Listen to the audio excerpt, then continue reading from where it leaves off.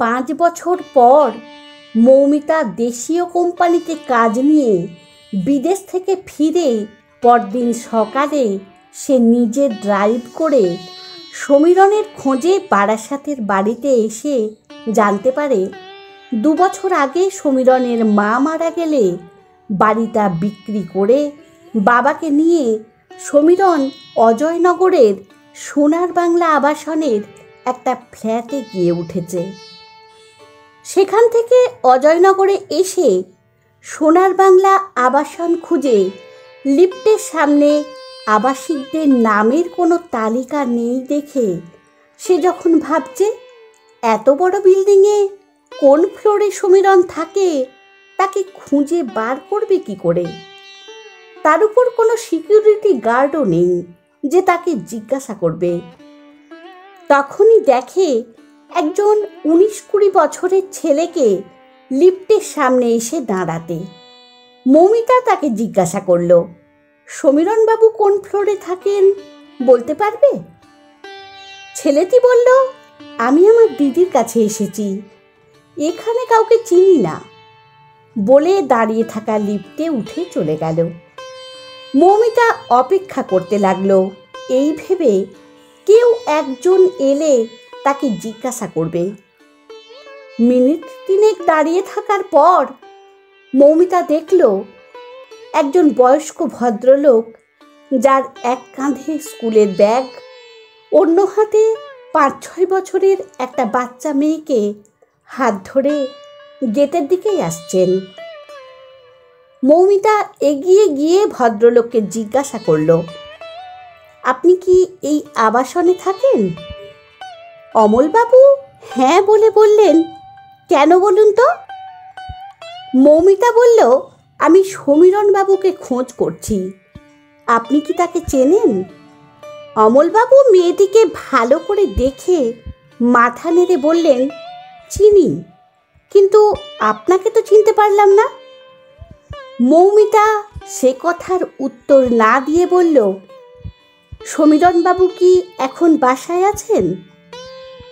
না বলে অমলবাবু বললেন, আপনি কে আর কোথা থেকে আসছেন সেটা কিন্তু বললেন না। মৌমিতা কয়েক সেকেন্ড চুপ করে থেকে বলল, আমি সমীরণবাবুর সাথে একই কলেজে পড়তাম, উনি আমার সিনিয়র ছিলেন। অমলবাবু লিফটের বোতাম টিপে মৌমিতার উদ্দেশ্যে বললেন, সমীরণ এখন অফিসে। মৌমিতা কয়েক পা এগিয়ে এসে বলল, অফিসের ঠিকানাটা দেওয়া যাবে? ততক্ষণে লিফট নিচে চলে এসেছে। ভদ্রলোক মেয়েটিকে সঙ্গে নিয়ে লিফটের মধ্যে ঢুকে যাচ্ছে দেখে মৌমিতা অনুনয় করে বলল, প্লিজ অফিসের ঠিকানাটা না হয় ফোন নম্বরটা যদি দেন। বলেই মৌমিতা বলল, আগের নম্বরে অনেকবার ফোন করেও কোনো সাড়া পাইনি, মনে হয় আগের সিমটা সমীরণবাবু আর ব্যবহার করেন না। অমলবাবু বললেন, এভাবে দাঁড়িয়ে কথা বলার থেকে আপনি আমার সাথে আসুন। ভদ্রলোক আসার কথা বলতেই মৌমিতা লিফটের মধ্যে ঢুকে গেট টেনে দিতে লাগলো দেখে অমলবাবু 3 নম্বর বোতামটা টিপে দিলেন। দরজার লক খুলে ঘরের মধ্যে ঢুকে অমলবাবু কাঁধের ব্যাগটা সোফার উপর রেখে বাচ্চা মেয়েটিকে বললেন, দিদিভাই তুমি বাথরুমে গিয়ে ফ্রেশ হয়ে এসো, ততক্ষণে আমি এই বড়দি ভাইকে তোমার বাবার ফোন নম্বর আর অফিসের ঠিকানাটা দিয়ে তোমার খাবার গরম করে দিচ্ছি। বলেই অমলবাবু মৌমিতাকে বললেন, অফিসের ঠিকানা আর ফোন নম্বরটা বলছি, লিখে নিন। কথাটা মৌমিতা কি ঠিক শুনল? তার সন্দেহ হওয়াতে ভদ্রলোককে সে জিজ্ঞাসা করল, ওর বাবা মানে? আমি যে সমীরণবাবুর ঠিকানা চাইছি সে কি ওর বাবা? আপনারাই কি বারাসাত থেকে এখানে এসেছেন? আমি সেই সমীরণবাবুর খোঁজ করছি যিনি তার পরীক্ষার কিছুদিন আগে গুন্ডাদের হাতে অন্যায়ভাবে মার খেয়েছিলেন। অমলবাবু বললেন, হ্যাঁ, ওর বাবা সেই সমীরণই। মৌমিতা বলল, বাচ্চার এখন বয়স কত? 5.5 বছর বলে ভদ্রলোক রান্নাঘরের দিকে গেলেন বাচ্চাটার খাবার রেডি করতে।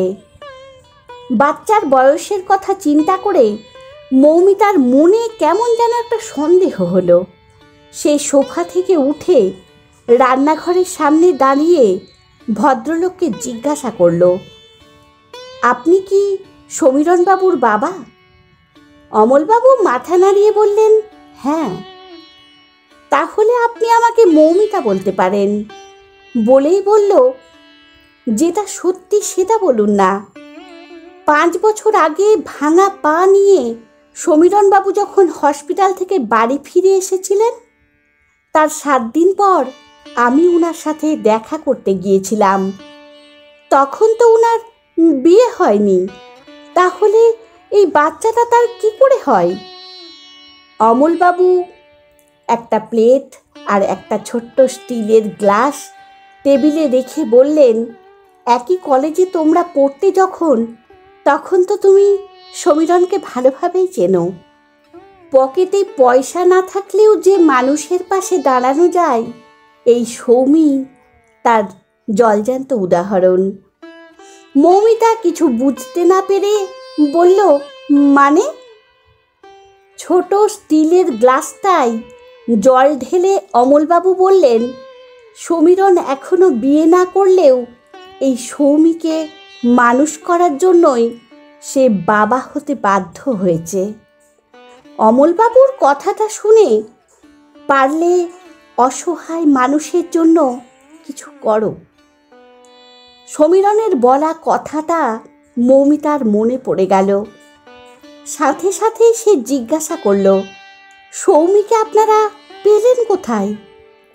অমলবাবু প্লেটে ভাত আর মাছের ঝোল দিয়ে হাতটা ধুয়ে বললেন, তুমি একটু বসো, আমি দেখি দিদিভাই কি করছে। বলে পাশের ঘরে যাওয়ার আগেই সৌমি হাতে একটা টেপ জামা নিয়ে এসে বলল, দাদা, এটা পরিয়ে দাও। অমলবাবু সেটা পরিয়ে দিয়ে সৌমিকে চেয়ারে বসিয়ে মাছের ঝোল দিয়ে যখন ভাত মেখে দিচ্ছিলেন, তখন সৌমি বলল, দাদা, আমি নিজে নিজে খাবো। অমলবাবু ভাত মাখা শেষ করে বললেন, মাছটা আমি বেছে দিই, তা না হলে তোমার যে কাঁটা ফুটে যাবে। বলে মাছটা বেছে দিতে লাগলেন। মৌমিতা সোফায় বসে দেখছিল আর ভাবছিল, অন্যের সন্তান জেনেও এই রকম আন্তরিক স্নেহ কটা মানুষ করতে পারে? আমার বাবা এই মানুষটাকে মিস্ত্রি বলে একদিন ছোট করেছিলেন। বাবার টাকার সঙ্গে প্রতিপত্তি থাকলেও নেই শুধু এই মিস্ত্রি আর মিস্ত্রির ছেলের মতো মানসিকতা। হঠাৎ তার কিছু যেন একটা মনে পড়ে গেল। সে উঠে অমলবাবুকে বলল, আমি একটু ঘুরে আসছি। অমলবাবু কিছু একটা মনে করে বললেন, ওপাশের ঘরের মধ্যেও ওয়াশরুম আছে, তুমি ওখানে যেতে পারো। মৌমিতা হেসে বলল, ওয়াশরুমে আমি পরে যাব, আগে নিচের কাজটা মিটিয়ে আসি। বলে সে দরজা খুলে সিঁড়ি দিয়ে নিচে নেমে এখানে আসার সময় দেখেছিল একটা বড় গ্রোসারির দোকান। সেখান থেকে একটা ক্যাডবেরির সেলিব্রেশন প্যাকেট নিয়ে ঘরে ঢুকে দেখল সৌমির খাওয়া হয়ে গেছে। রান্নাঘরে সমীরণের বাবা প্লেটটা ধুচ্ছেন। দরজাটা বন্ধ করে মৌমিতা বলল, কোথায় কি আছে সেটা যদি আপনি আমাকে দেখিয়ে দিতেন, তাহলে চাটা আমি বানাতাম। অমলবাবু পিছন ফিরে বললেন, আমিও খাবো ভাবছিলাম। তা তুমি দুধ না লিকার? মৌমিতা বলল, চিনি ছাড়া লিকার, তবে হালকা। অমলবাবু বললেন, তাহলে তো তোমার গ্রিন টি খাওয়াই ভালো। তুমি টেবিলে বসো, আমি এক্ষুনি করে দিচ্ছি। অমলবাবু গ্যাসে জল গরম করতে দিয়ে দেখলেন মৌমিতার সামনেই দাঁড়িয়ে আছে। বললেন, তুমি কিছু বলবে? ক্যাডবেরির বাক্সটা দেখিয়ে বলল, এটা সৌমির জন্য। অমলবাবু এক গাল হেসে বললেন, তুমি তো ওর সব থেকে পছন্দের জিনিস নিয়ে এসেছো।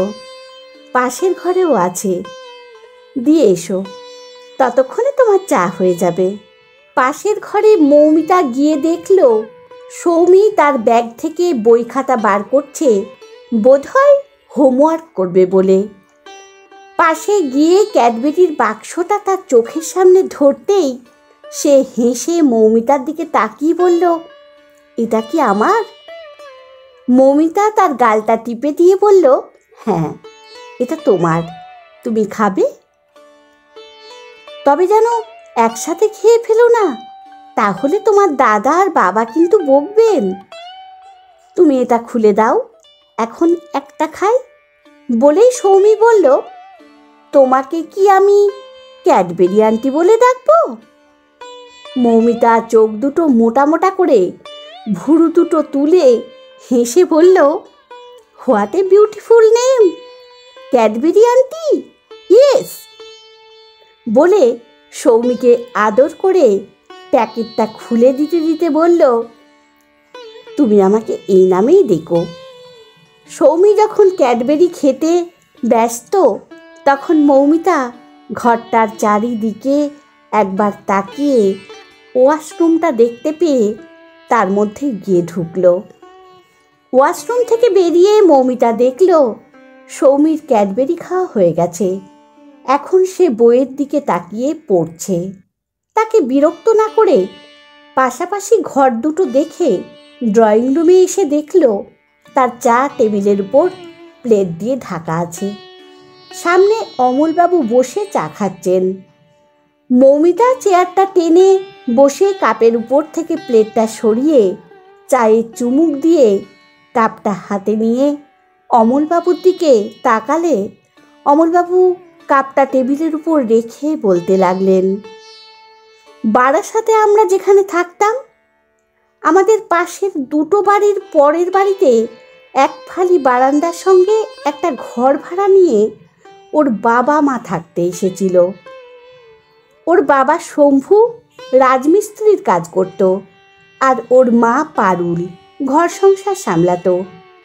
মাস ছয়েক ওদের এভাবেই চলছিল।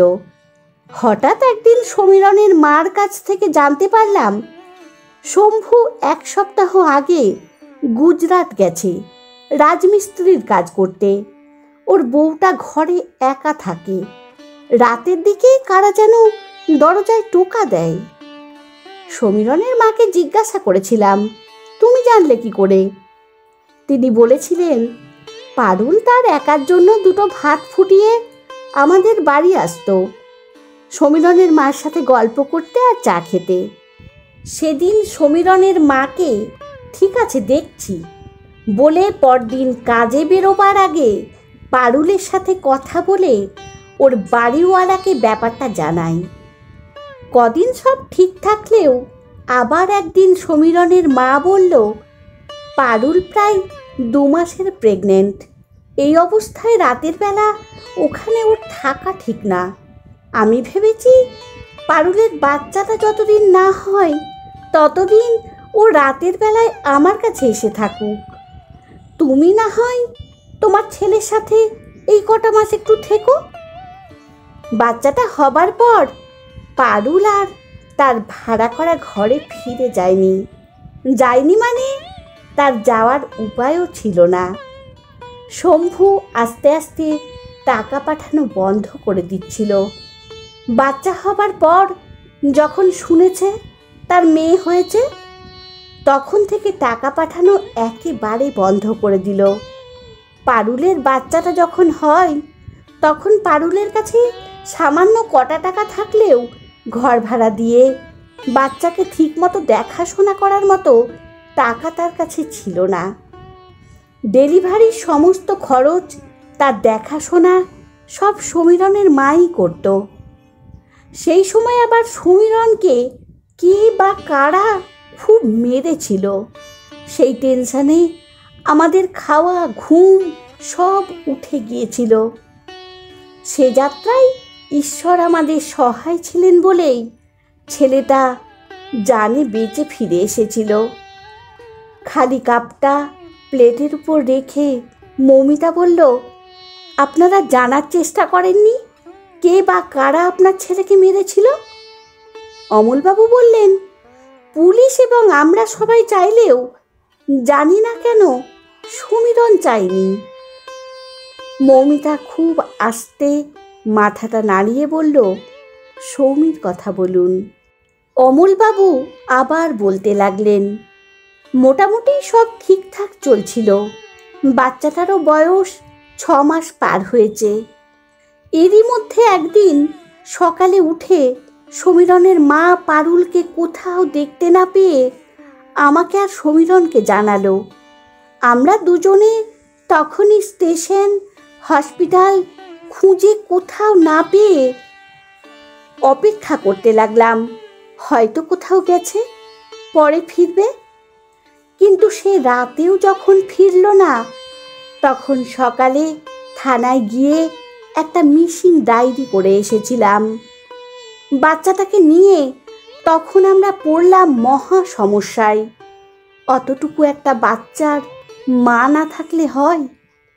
সমীরণের মায়ের অনেক আগে থেকে হার্টের একটা সমস্যা ছিলই, সেটা ওর বাচ্চার কারণে আস্তে আস্তে আরও খারাপের দিকে যাচ্ছিল। দিনের পর দিন বাচ্চাটার জন্য রাত জাগা আর অতিরিক্ত পরিশ্রমের কারণে সমীরণের মা আস্তে আস্তে খুব অসুস্থ হয়ে পড়লেন। তখন থেকে বাচ্চার দেখাশোনাটা সমীরণ আর আমি করতে লাগলাম। এর মধ্যে সমীরণ চাকরিটা পেয়ে যাওয়াতে ওর মাকে ব্যাঙ্গালোরের সেন্ট জনস হসপিটালে নিয়ে গিয়ে ডাক্তার দেখিয়ে একটু সুস্থ করলেও সৌমির যখন 18 মাস বয়স, তখন সব দায়িত্ব আমাদের দুজনের ঘাড়ে চাপিয়ে দিয়ে সমীরণের মা চলে গেলেন। সেই থেকে আমরাই ওর বাবা মা, আমরাই ওর সব। মৌমিতা কিছু সময় চুপ করে থেকে বলল, সৌমি নামটা কে রেখেছিল? অমলবাবু বললেন, ওকে নিয়ে যখন ওর মা হসপিটাল থেকে বাড়িতে আসে, তখন সমীরণের মাই ওর নাম রেখেছিল সৌমি। নিজের অজান্তে খুব আস্তে মাথাটা নাড়িয়ে মৌমিতা বলল, আপনি আপনার ছেলের এখনো বিয়ে দেননি কেন? অমলবাবু মুখটা গম্ভীর করে বললেন, সে বিয়ে করতে চাইলে তো বিয়ে দেব। তাকে বিয়ের কথা বললেই আমাদের সাথে কথা বলা বন্ধ করে দেয়।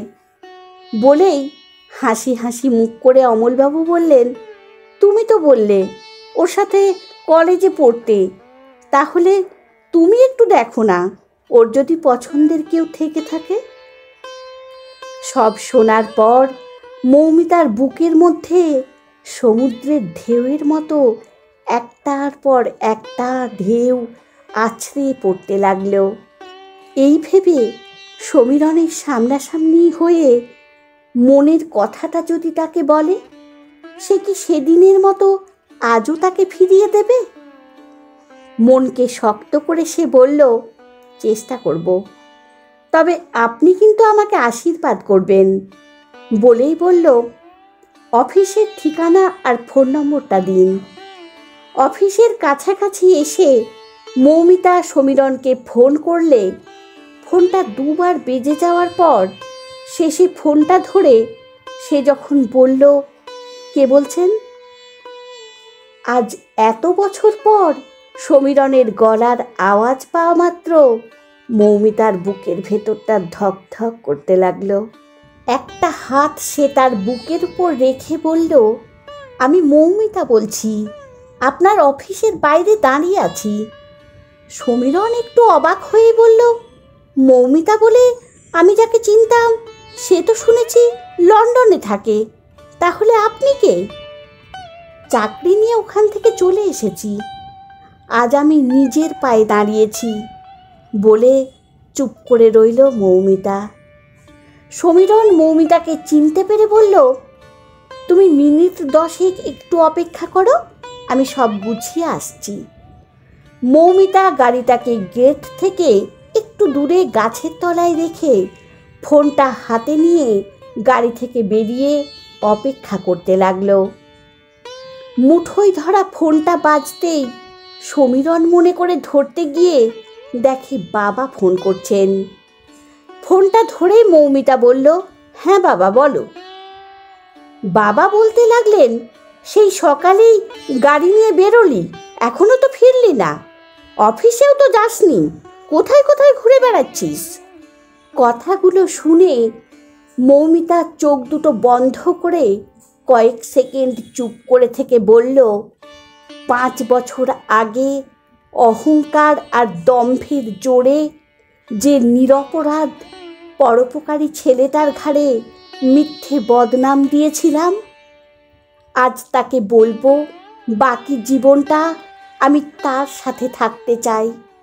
বলেই বললাম, আমি জানি বাবা, তোমার যা স্ট্যাটাস সেখানে মিস্ত্রি আর মিস্ত্রির ছেলে হয়তো বেমানান, কিন্তু বিশ্বাস করো, ওই মানুষ দুটো আমার কাছে একদম বেমানান নয়, বরং আমি ওই মানুষ দুটোর পাশে থাকতে পারলে নিজেকে সৌভাগ্যবতী বলে মনে করব।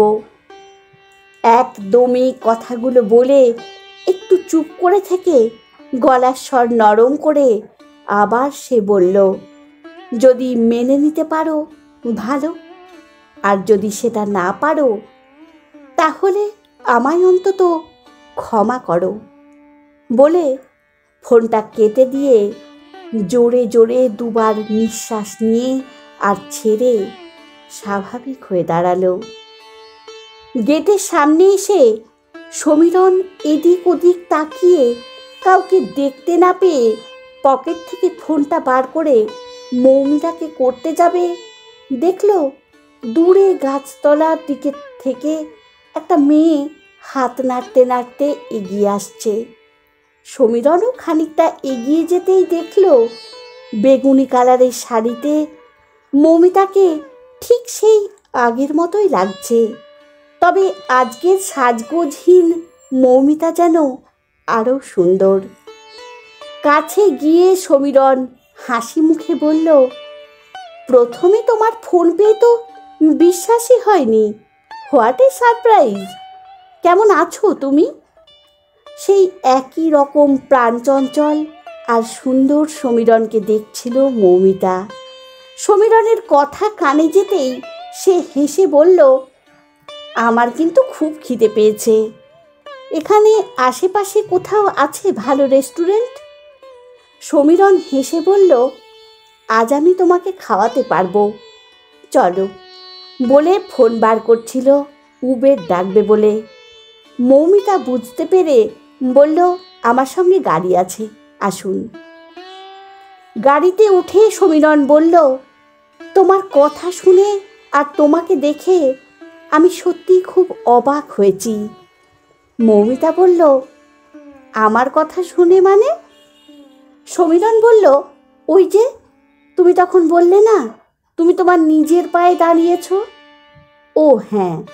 বলে মৌমিতা বলল, লন্ডনেই অনেক বেশি টাকার চাকরি নিয়ে থাকতে পারতাম, কিন্তু আমি কলকাতায় থাকতে চাই বলে একটু কম মাইনের চাকরিতেও রাজি হয়ে চলে এসেছি। সমীরণ বলল, তোমার পরিবারও কি সঙ্গে এসেছে?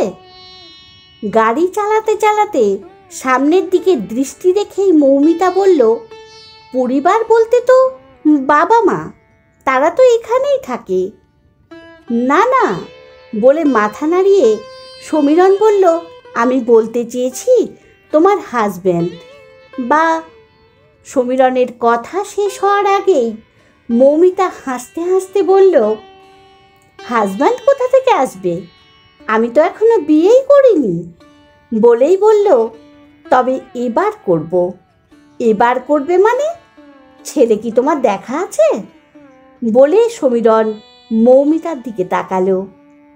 মৌমিতা সমীরণকে একবার দেখে সামনের দিকে তাকিয়ে বলল, ছেলে আমার অনেক আগে থেকেই দেখা আছে। বাহ বলে সমীরণ বলল, ছেলে কি কলকাতাতেই থাকে? সেই কারণেই তো বেশি টাকার অফার পেয়েও লন্ডন ছেড়ে কলকাতায় এলাম, তিনি এখানেই থাকেন বলে। ছেলে নিশ্চয়ই বিজনেস করে? মৌমিতা মাথা নাড়িয়ে বলল, না না, তিনিও চাকরি করেন। কিন্তু তোমার বাবা কি রাজি হবেন? মৌমিতা সামনের দিকে তাকিয়ে গাড়ি চালালেও মুখটা কঠিন করে বলল, বিয়ে করব আমি। বাবা রাজি হলো কি না হলো সেটা দেখার বিষয় আমার না। আমি যাকে ভালোবেসেছি তাকেই বিয়ে করব। বলেই বলল, আর কত দূর?